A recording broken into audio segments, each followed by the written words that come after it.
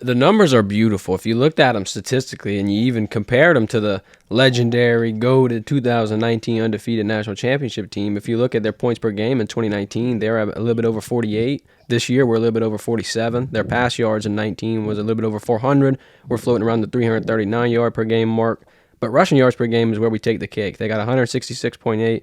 We got 213 yards per game. I think definitely the big difference is going to be the mobility of Jayden Daniels, his ability to extend the play, and quite frankly, the plethora of running backs that they have. You saw last week 3 touchdowns, 3 different running backs. Then you still got guys like Caleb Jackson. You still got the Josh Williams.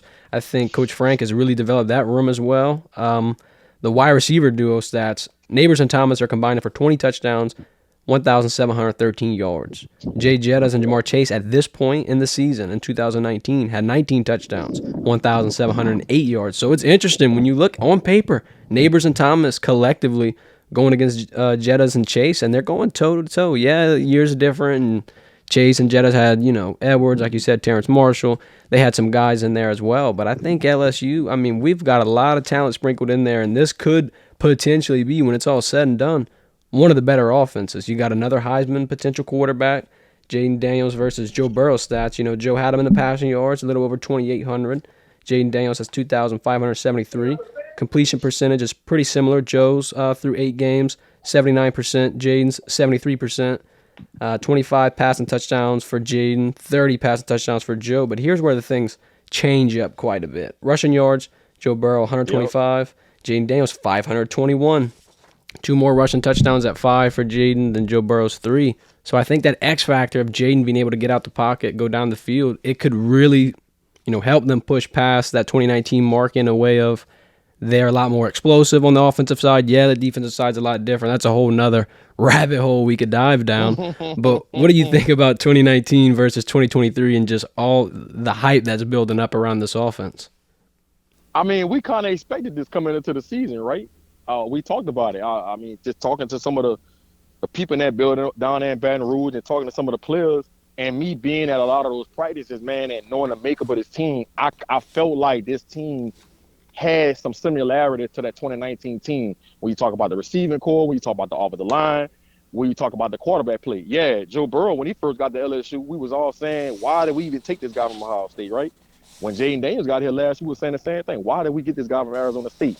And you just knew that they were going to put in the time in the offseason to take the game to another level, which they did. Brian Kelly talked about in the press conference that they had to change the restrictions of how much time they could spend in the building. And it was because Jayden Daniels wanted to be in the building and watch film and work on different things that he needed to get better at, being in the building till 4, 5 in the morning. That lets me know that this guy is all in. He wants to, live up to that standard at LSU, and that's, competing for championships and competing for to be one of the top quarterbacks in college football. And he's shown that, bro. And I was very critical of Jayden Daniels.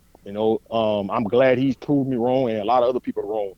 But I do think this team has all the makeup to surpass offensively, not defensively.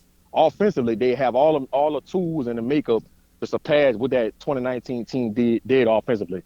We still got about 5 games left in the regular season. If you add the SEC championship, and then if you add a 14 playoff, the numbers could be crazy when we look back at it at the end of the season. So I do think the 2019 team could be surpassed offensively by this team. Yeah, and shout out to Mike Denbrock and Coach Joe Sloan and even Jayden Daniels for putting in that extra work and just finding the right stride for this team to hit. It seems like every week they just keep putting up more and more points over and over and over. Every single time the offense gets on the field, you're expecting 7 points. And no doubt. Anything other than 7 sometimes feels like a letdown for LSU fans. But, like you said, with people calling out Jayden Daniels and LSU fans at times being fickle on picking quarterbacks and just picking, is this guy it? Is this guy it? I think that the coaching staff Brian Kelly's put in, they've been really good at identifying talent. And, sometimes it's rough. Like, last year the offensive line took about 6 weeks to figure it out. But once they figured it out, this could probably be one of the better offensive lines in the country. So Coach Kelly's got a pretty good staff on hand. And it's crazy to, like you said, be there at the practices and just witness this whole thing coming together as quickly as it did in the past 2 years. It's eerily similar to what Jay Johnson did with baseball, what Kim Mulkey did with women's basketball. LSU is handling business. right now. Gymnastics. The whole 9 yards. They're going crazy.